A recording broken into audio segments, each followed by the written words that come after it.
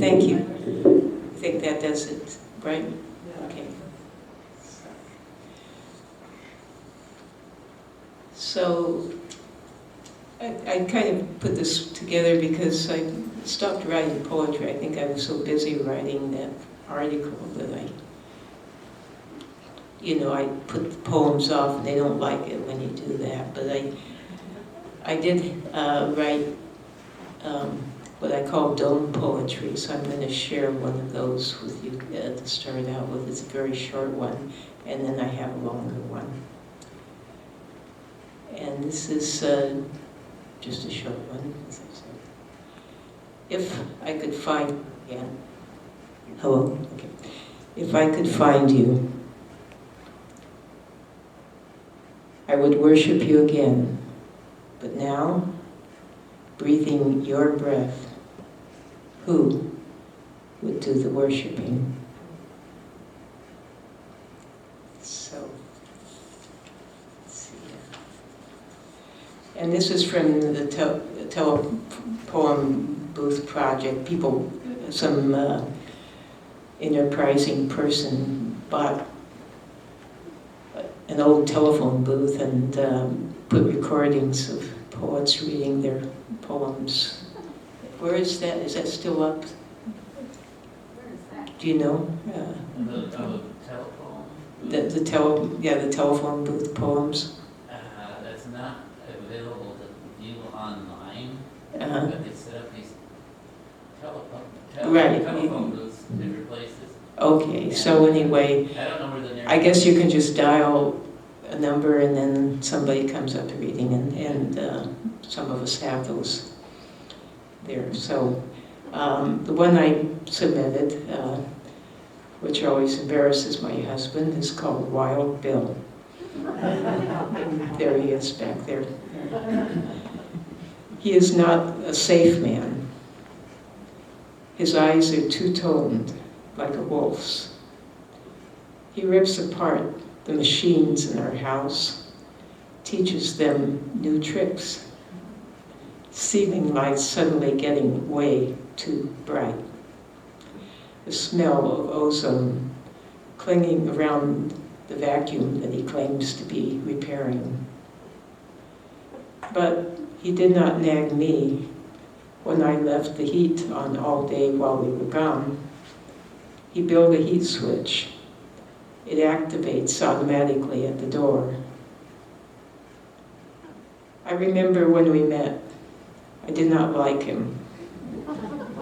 I took myself and my work very seriously, and I was annoyed when he sneaked oranges and sodas into the EEG lab. He had been there only 2 weeks when he found a rubber mask in a trash can and thought it great fun to leap out at me from behind a corner, scaring me out of all my evoked potentials. There's a horrible man who just came to work in the lab, I told my boyfriend. Well, why don't you just tell him he's annoying you?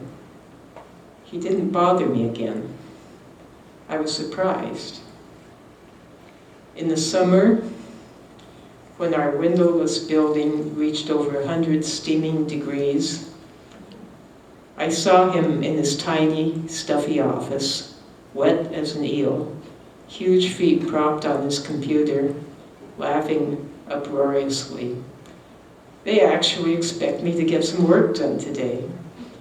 At that point, I began to think he wasn't so bad. He worships Jerry Lee Lewis, says Jerry should have had Elvis's fame. He had been fired from faculty. He had been teaching math until he dressed up as the mummy and carried a girl through a colleague's classroom. Weekends, he likes walking along railroad tracks and other places on the edge of town. He has found a fox, a string of baby pheasants running, wind chimes, a brass bolo tie with a coral stone, a bag of chef's aprons, a Koran, and a Playboy pinup. He knows how to hide. He says that he'd rather have the power to be invisible than the power to fly. I used to play guitar for him on the darkened steps behind our library. It was private. The echoes were good.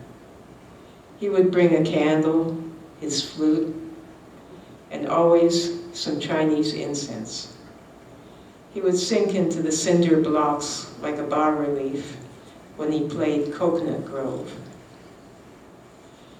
If it is warm, he rolls up his shirt sleeves, exposing his shoulder muscles like they did in the 50s. He used to get angry more easily, but only with things, not people. He'd smash doors inconveniently locked, or twist metal items by force out of cars. But I can reach in and turn the solenoid or voltage regulator or whatever he is after just right, and it will pop out in his hands. I like to go barefoot around the house. After he stopped breaking things, he began to like it too. At our wedding reception, he put food on the altar for the smelly, Jesus look-alike vagrant. A man can't always find a place to shower when he's on the road, was my new husband's only comment. Sometimes people laugh. So you're the little girl who tamed Wild Bill. No, I'm not that little. I never did try to tame him. But if we both seem gentler, it's for good reason. On our honeymoon, we explored vultures' nests. We'd feel fortunate even now if we learn to live forever. And thank you so much. This was so very special among all of the poetry readings I have organized. I think this is the best. And thank you all for coming here.